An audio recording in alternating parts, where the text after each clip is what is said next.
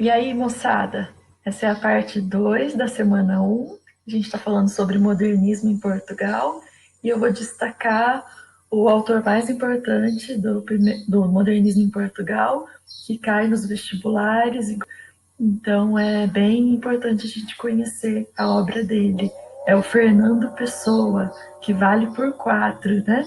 Nós temos o Fernando Pessoa ele mesmo e temos os seus 3 heterônimos. O Fernando Pessoa tem até esse versinho aí, né? Tenho mais almas que uma, que na verdade ele valeu por 4 autores. O Fernando Pessoa nasceu em 1888, morreu em 1935. O que são heterônimos? Vários autores ao longo aí da história da literatura usaram pseudônimos, né?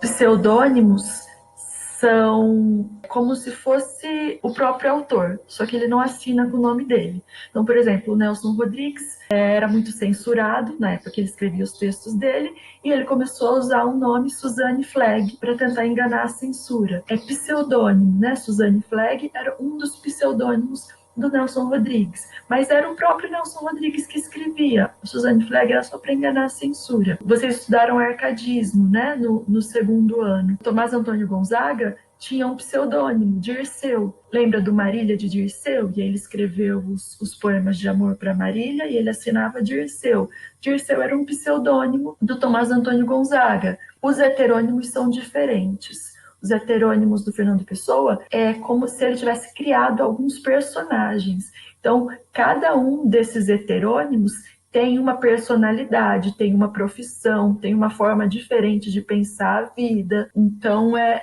só para vocês terem uma ideia aí da diferença, então, de pseudônimo e heterônimo, né? Então, a gente começa com o Fernando Pessoa, ele mesmo. Nós temos poesia de temática épica, com essência lírica, e depois a gente vai ver que também tem poesia lírica, né, ali embaixo. Primeiro, falando da temática épica com essência lírica, a gente vai ter exaltação de um nacionalismo mítico, intertextualidade com os Lusíadas, semelhança temática e estilística, e a publicação do livro Mensagem, em 1934, um ano antes dele morrer, que foi o único livro que ele publicou em vida. Fora isso, ele publicou poemas, inclusive dos heterônimos, naquela revista Orfeu, que a gente conversou no vídeo passado, né? Teve 2 edições da revista Orfeu. O resto, muita coisa do Fernando Pessoa foi publicado depois da morte, né? Então, vamos falar primeiro sobre essa poesia de temática épica com essência lírica. A gente vai ver uma forte intertextualidade com os Lusíadas. Qual que é a ideia aqui?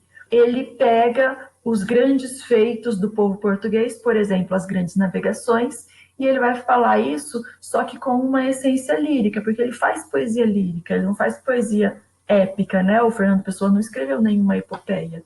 Então, por exemplo, esse poema aqui, Mar Português, é um poema muito famoso do Fernando Pessoa, Mar Português. Ó mar salgado, quanto do teu sal são lágrimas de Portugal. Por te cruzarmos, quantas mães choraram, quantos filhos em vão rezaram, quantas noivas ficaram por casar para que fosses nosso, ó mar. Valeu a pena? Tudo vale a pena se a alma não é pequena. Quem quer passar além do bojador tem que passar além da dor. Deus, ao mar, o perigo e o abismo deu, mas nele é que espelhou o céu. Então, veja, qual que é a intertextualidade aí com os Lusíadas?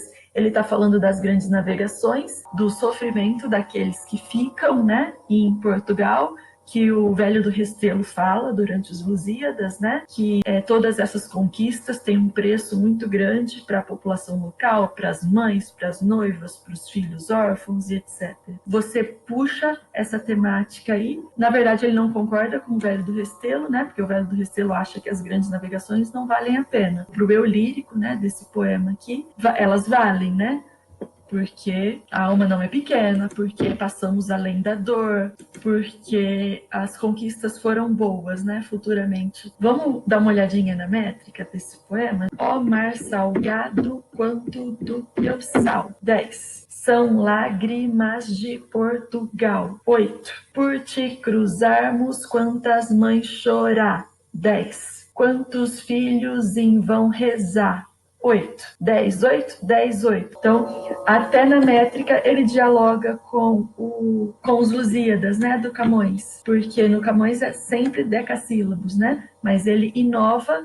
Então, nós temos a tônica da primeira geração do modernismo português, renovar a literatura. Ele renova fazendo métricas alternadas, né? Fernando Pessoa também escreveu poesia lírica, com formas livres, versos livres e linguagem coloquial, e formas tradicionais, estrofes e versos regulares. Então, a gente vai ver versos livres e linguagem coloquial, e a gente vai ver formas tradicionais, estrofes e versos regulares. Ele, às vezes, escreveu de um jeito, às vezes escreveu do outro jeito, né? Antissentimentalismo, análise das emoções, racionalismo, neossimbolismo, musicalidade sugestiva, imagens vagas, metalinguagem, metapoesia, reflexão sobre o fazer poético. A gente vai encontrar na poesia do Fernando Pessoa, ele mesmo, todas essas características, né? Então, ele preferia analisar as emoções racionalmente do que simplesmente expressar e jorrar emoções de seu peito, como a gente já viu em vários outros autores aí, que a gente já estudou, né? Nós vamos ver um exemplo da poesia lírica do Fernando Pessoa, vai ser um exemplo de metapoesia, né? Com metalinguagem. O que é metalinguagem mesmo? Quando o código está falando sobre o próprio código. Então, a metapoesia vai ser uma poesia falando sobre fazer poesia, fazendo uma reflexão sobre o fazer poético. É isso que acontece nesse poema Autopsicografia. Auto quer dizer que é a própria dele. Psicografia quer dizer que ele vai escrever sobre a essência do poeta, né? O fazer poético do poeta na sua essência. O poeta é um fingidor. Finge tão completamente que chega a fingir que é dor a dor que deveras sente. E os que leem o que escreve, na dor lida, sentem bem. Não as duas que ele teve, mas só a que eles não têm. E assim, nas calhas de roda, gira a entreter a razão, esse comboio de corda que se chama coração. Fernando Pessoa, ele mesmo. Vejam,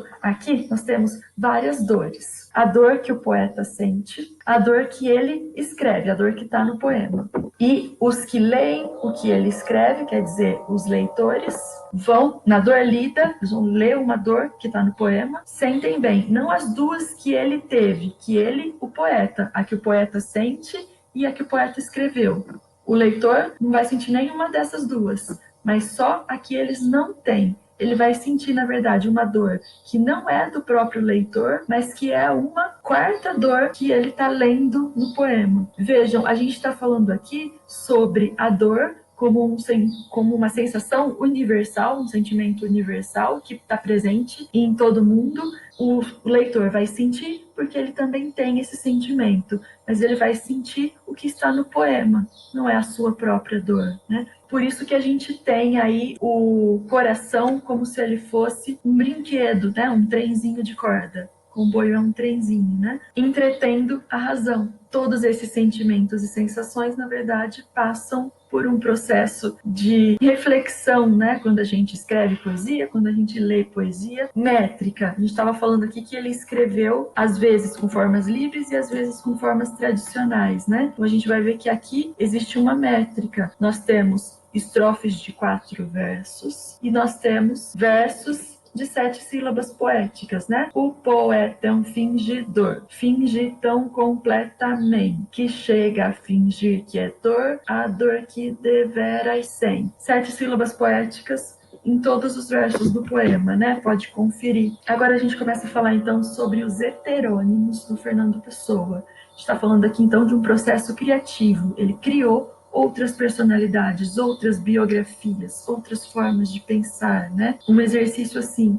como eu veria o mundo se eu fosse outra pessoa? E aí ele cria outra pessoa para poder mostrar como essa pessoa enxerga o mundo, né? Primeiro deles, Alberto Caeiro, é um camponês humilde, quase sem estudo, que vive no campo e acredita que a felicidade é viver sem pensar. Então a gente vai encontrar na obra do Alberto Caeiro defesa do realismo sensorial, ou seja, só é real o que pode ser sentido, experimentado. Defesa do conhecimento empírico, que é o conhecimento baseado na experiência e na observação. Então, se eu experimentei, se eu observei, então eu conheço. Simplicidade, ateísmo, mas sem questionar a religião, né? É um ateísmo só baseado no fato de que eu nunca vi Deus, ele nunca conversou comigo. Se ele quisesse que eu acreditasse nele, ele viria aqui conversar comigo.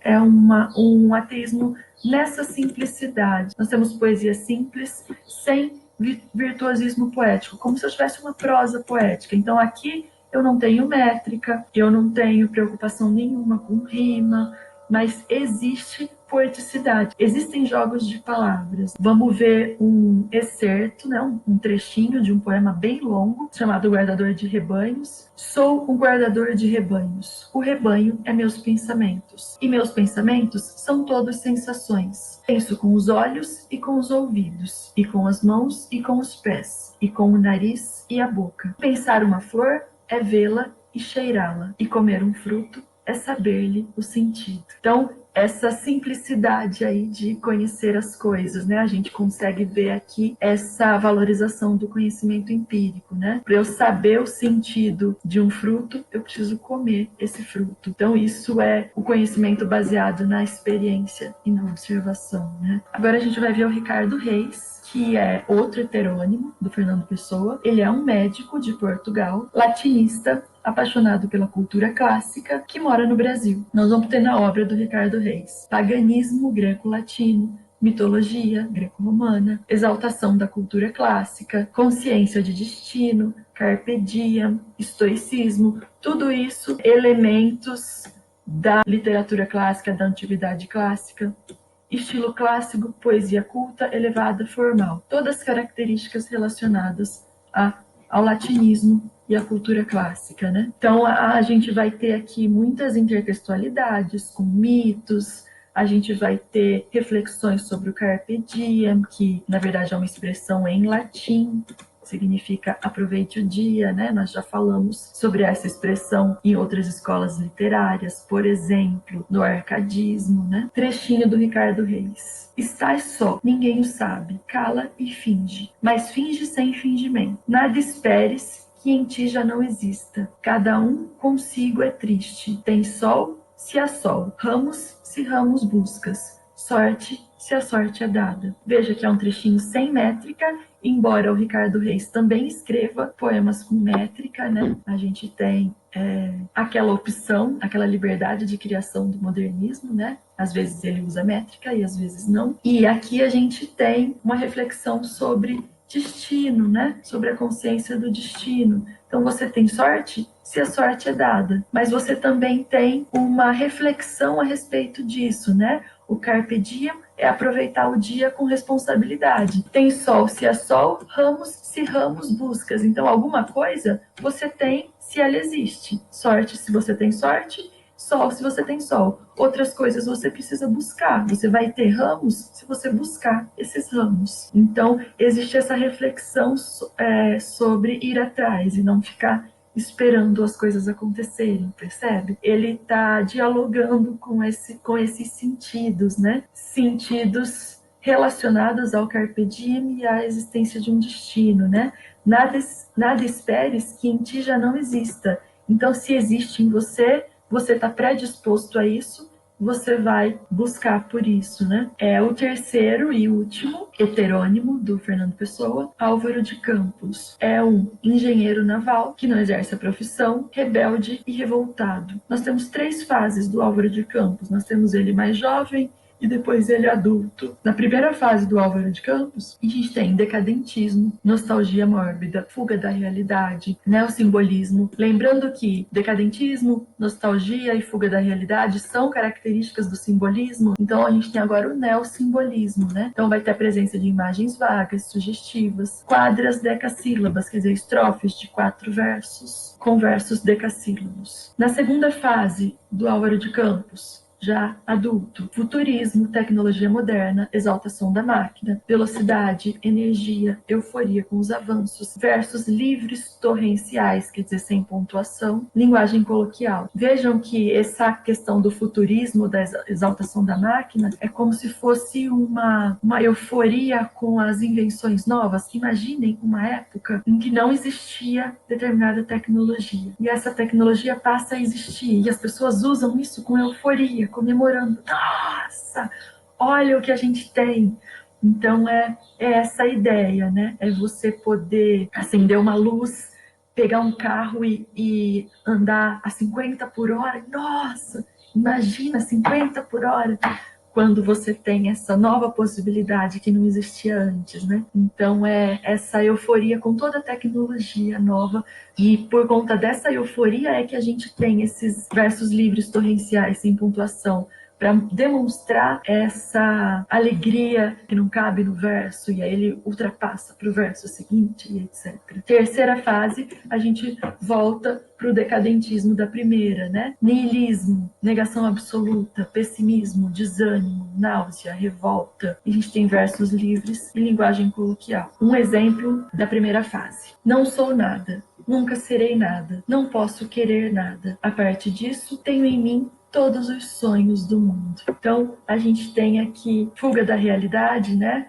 O sonho, a sociedade ideal é melhor do que todas essas conquistas materiais, né, da humanidade. Os sonhos, diante de tudo isso que existe, se destacam em mim. Essa é a ideia do neossimbolismo aqui, dentro desse trechinho. Esse aqui não tem métrica, né? Apesar de o Álvaro de Campos também escrever com métrica em outros poemas. Peguei só um exemplo aqui. Segunda fase do Álvaro de Campos. A dolorosa luz das grandes lâmpadas elétricas da fábrica. Tenho febre e escrevo. Escrevo rangendo os dentes. Fera para a beleza disto. Para a beleza disto totalmente desconhecida dos antigos.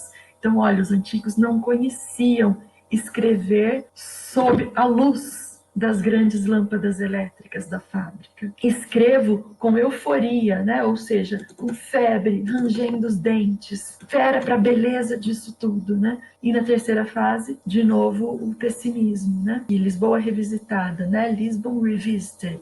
Não quero nada. Já disse que não quero nada. Não me venham com conclusões. A única conclusão é morrer. Não me tragam estéticas. Não me falem em moral. Tirem-me daqui a metafísica.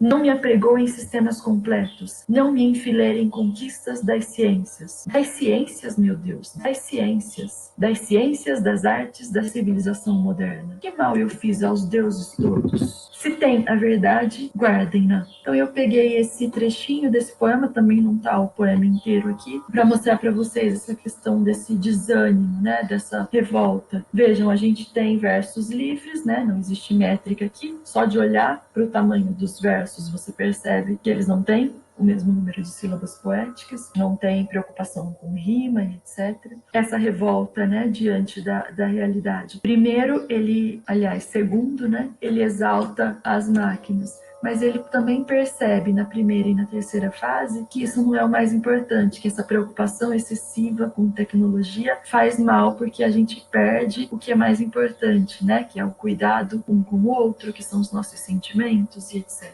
Né? Então, volta na terceira fase para essa sensação neossimbolista. É isso, pessoal. Esses são os 3 heterônimos do Fernando Pessoa: Álvaro de Campos, Ricardo Reis e Alberto Caeiro. Um beijo, contem comigo, participem aí das atividades. Beijinhos a todos.